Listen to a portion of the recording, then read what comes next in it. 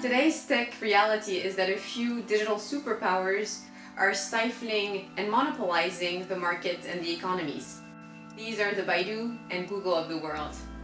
Scott Galloway has singled four of them out, which he calls the Four Horsemen, and they are Amazon, Google, Apple, and Facebook.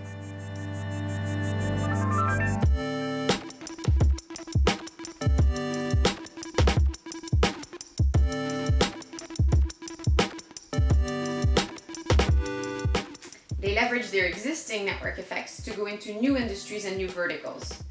Think, for example, of Jio, an Indian mobile network operator that went into mobile finance. Similarly, you have Tencent that went into finance with WeChat Pay. And so what happens is that you can have entire industries that are collapsing and they fall in the hands of a few tech players.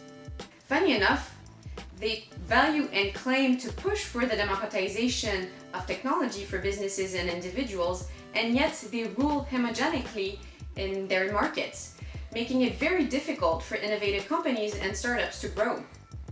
Not only do they control the market shares to these specific markets, but they also control the access to the people and to their networks.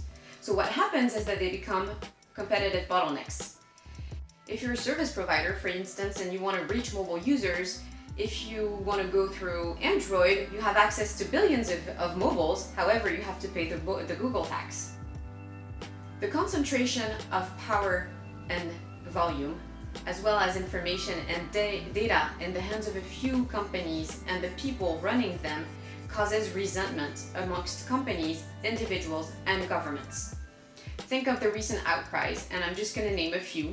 But Uber being a super sexist and not paying its taxes, Apple not paying its taxes, Airbnb being discriminatory in its design and its algorithms, and finally our dearest friend Facebook with the security breaches.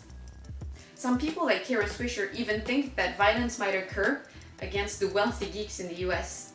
And when you think that 0.1% of the richest people in the US concentrate more money than the 90% bottom, it's actually a reasonable thought. What can be done?